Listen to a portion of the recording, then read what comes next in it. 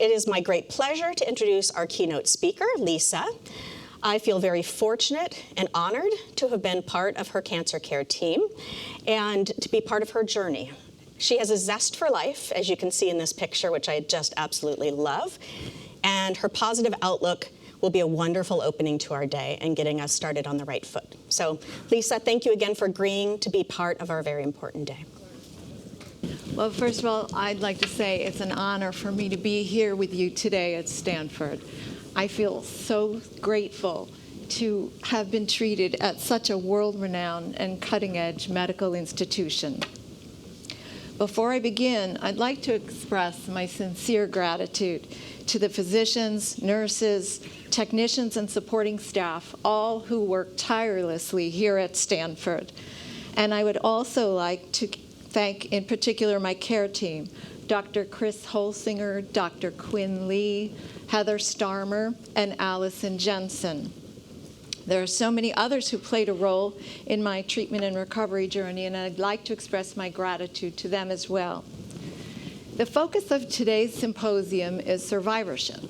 So why am I here? Well, I had a particularly tough time during treatment, yet I'm surviving, and indeed, I think I'm thriving today. I never doubted I'd come through the tough treatment journey, and I'm grateful and humbled to be here with you to share my story. I hope to be able to pay forward the debt of gratitude for all the people who saved my life. And I sincerely hope to pass along a meaningful nugget or two to help some of you. Before I talk further, I'd like you to take a look at the slide. I'll circle back to it in greater context, but for now, let's just say that I found it to be a very peaceful, serene, and hopeful image, and it was important to me during my treatment. So please, I hope you enjoy it during my remarks. My personal narrative of survivorship is a testament to my team, the medical professionals, their support teams, my family and friends, and all who were on what became known as Team Lisa. We know that each individual's journey is unique. Mine begins in 2016 when I was diagnosed with base of tongue cancer, stage 2. As I talk about my journey, I'll talk about the things that made me not just a survivor, but a thriver. As I look back, excuse me,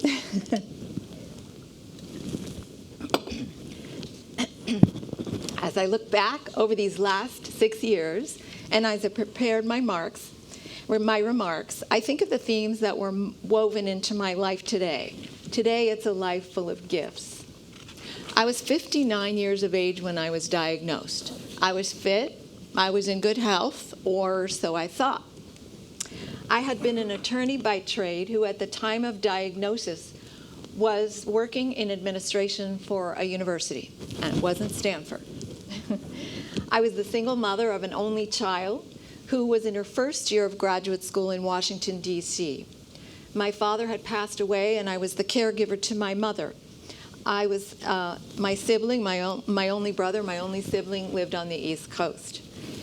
So, with this in mind, how on earth was I going to, with all my responsibilities, keep working in order to support my family? And most importantly, how was I going to begin to fight for my life? It was the most difficult challenge I had ever faced. Who would help me with my everyday needs during treatment? What do I do about work?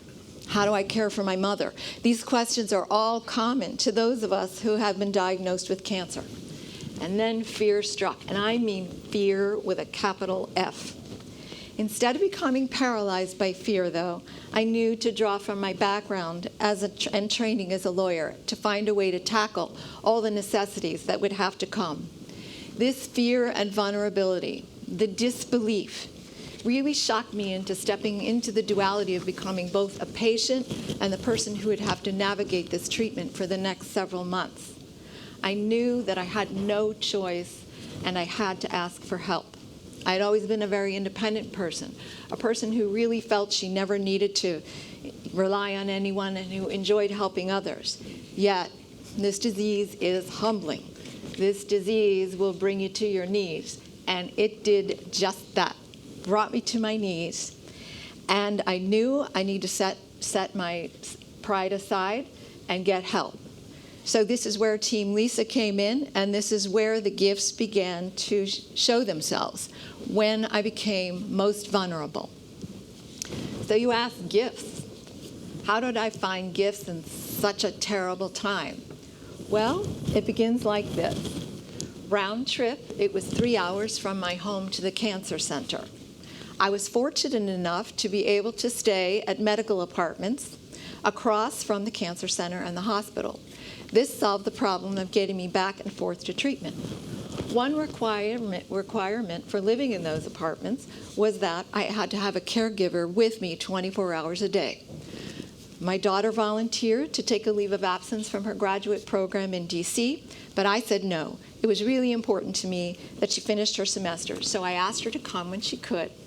I told her, I got this covered. Not only did I ask her to complete her semester, but I also asked her to get straight A's. I knew she couldn't refuse the wish of a mother stricken with cancer. And actually, she did just that. I took disability leave, and the university I worked for was very generous with sick leave. In fact, it had a policy which allowed any employee to donate a few sick days for those persons in need, and people I didn't even know donated. I found help for my mother, and I arranged for Meals on Wheels. Next, I had the problem of who would stay with me in the apartment.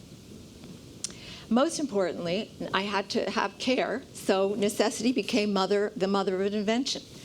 A dear friend with a knack for spreadsheets and organization set up the caregiving roster for Team Lisa.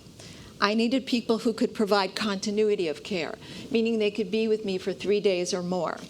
So on the roster were my brother, who traveled from the East Coast, who could take off a little bit of work, my daughter, who was granted time by her kind professors to come back and forth to be with me. Dear law school and college friends traveled from the East Coast and took time from their busy lives to fill the schedule. The remaining open days were filled by local friends who were able to come with me, to stay with me without having to get on an airplane.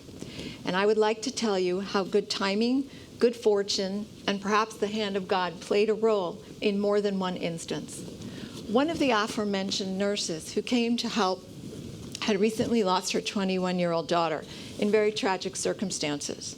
She was bereft and she was suffering. At the end of rotation, as she was saying goodbye, she hugged me, and she said that her time that she had spent with me had given her respite from the terrible grief that had consumed her. For the first time in more than a year, she was able to focus on something that required her full attention and skills. Her time as my caretaker had given her a glimmer of hope that she might be able to go on with her life without the debilitating sadness. It was a revelation to her, and it was a twist of fate that our time left her feeling as grateful for me for the respite I provided as I was to her for the great caregiving she gave me. It was such a poignant moment. At one point in the caretaking rotation, 2 college friends came together from 2 different Midwest cities. And if I hadn't been in so much pain, it would have been like a dorm party from eons ago. But it was great for the 3 of us to be able to spend time together. They had dropped everything they were doing, their caregiving responsibilities, and it was clear that the seeds of friendship that were sown all those years earlier came to fruition. How wonderful that we had this time together. Yet by this time, I was beginning to have some serious throat pain. I was weakening from the effects of the radiation. No longer could I walk across the street to my daily radiation. I had to be pushed in a wheelchair. Early one morning during my stay in the apartments at about 2 in the morning, I began shaking uncontrollably. Complications had set in. My friend who was there, the nurse, knew she had to get me to the ER immediately. I was admitted to the hospital with pneumonia and sepsis from aspirating my liquid nutrition. I remained in the hospital for most of the next 4 weeks. It took a real team to save my life. The nurses, the doctors in the hospital, my oncologist, my speech and swallowing team, my caregivers, and all of my community supported me through this, and I pushed on.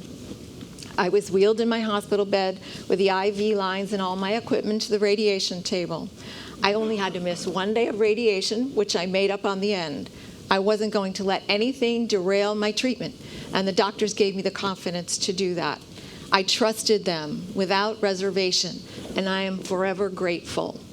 The lesson here is that learning to be a good patient and listening to your physicians and their teams really makes a difference. In fact, as it did with me, it could save your life.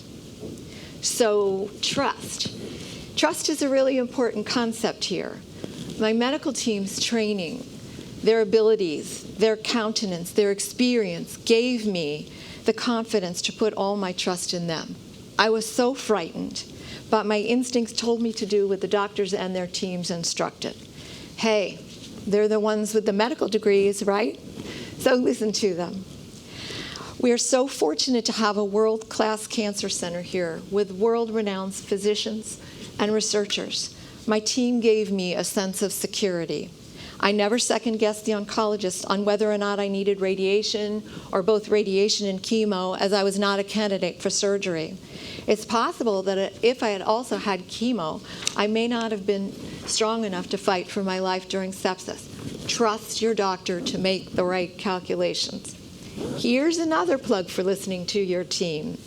A very large part of my day, and many of you will relate to this, was spent, even after treatment, doing my swallowing and jaw exercises. I think I'm able to speak here today fairly clearly because of this. Heather Starmer, Director of Speech and Swallowing Rehabilitation, gave me a plan, an app, and she taught me how to do these exercises. I remember that she told me that if I did the exercises 3 times daily, I would have a 62% or so greater chance of having a better swallowing outcome after treatment. That number struck me so that I was determined to get through those exercises every single day, 3 times a day. There were times when it actually took hours to even get my meds down because of the excruciating pain. I could barely swallow them. But what I kept on thinking of were Heather's words of encouragement. Her watchful testing, along with the hard work I put in while I was in treatment, in the hospital, and recovery at home, most likely, I believe, helped me from not aspirating my liquid nutrition again. And I think, again, that may have saved my life. The late, great Father Theodore Hesburgh, the former president of the University of Notre Dame, my alma mater, advisor to many U.S. presidents, and a leader in the civil rights, truly a great man I'll always remember, taught students that when it is too hard or overwhelming to pray, just say 3 words. In this case, those 3 words were, "Come, Holy Spirit." These words became my mantra, and I repeated them over and over again. It kept me grounded during those horribly frightening moments. The lesson here is, have a mantra. It doesn't have to be religious. It can be any 3 words. I can beat this. Big red bus. I don't know. Whatever it is for you. But in any event, I think if you do that, especially during the toughest times when you really feel scared and you're shaking, just have that mantra and repeat just 3 little words over and over again. So now that I've told you a bit more of my story, you're still probably asking, so where are the gifts? No, the gift was not in getting cancer. It's a raw deal, and we all know that. No ifs, ands, or buts. The gifts were what flowed from becoming and being so vulnerable and having to ask my community and my loved ones for help. The gifts came in the form of family and good friends with a measure of good fortune and good timing. I was able to spend time with the people that I didn't spend time with because of distance. And the greatest gift of all was that my life was saved by those caregivers and professionals who knew to get me to the hospital, who attended to my care 24/7. I will always remain grateful for these gifts. These days are different than 2016. Yes, I do have some residual issues from the treatment. Most recently, I had a routine colonoscopy, and while I was given the lower volume liquid prep, I was still a bit hoarse as I wrote the remarks a week later. Swallowing isn't too hard now. It just takes a bit longer and a few extra sips of water, and I can tell you right now that my mouth is very dry from these remarks. Another challenge for me has been that I developed secondary osteoporosis as a result of the radiation. My radiation oncologist knew this was something to look out for, and while it's a very small price to pay for my life, I have to build a routine around it now and clinically treat that today. Finally, the emotional piece. All of us in survivorship, to one degree or another, face that. We know that we could get a diagnosis that's devastating again. At the end of the day, though, life can be taken from anyone for any reason. So you gain a greater appreciation for everyday life when you confront mortality, when it's really in your face. This reality has pushed me to enjoy the times that I have and many gifts. In fact, my life is richer and fuller now than it was before the diagnosis.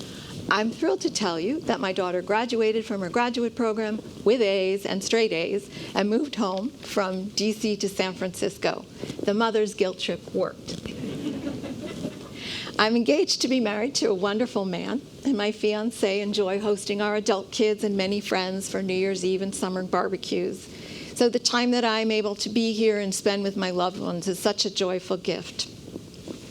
I also got a dog named Olive, and she gets me to walk out every day, and she brings such laughter and joy to me. Another big change is that I retired, and that's allowed me to spend time with the people I really care for. I'm able to walk daily with my dog. I've taken up yoga. I work out, and I have a group of friends twice a week where we walk and work out. And my current undertaking is beginning a meditation practice. In my next chapter, I hope to shift my focus to being of service to others. I'd like to volunteer in any way I can, and I want to really pay forward that debt of gratitude to those I owe, especially to the amazing care teams at Stanford, and to all of those who were alongside of me during my cancer journey. I'm hoping that I can continue to do work supporting head and neck cancer patients and give back to Stanford in any way that I can.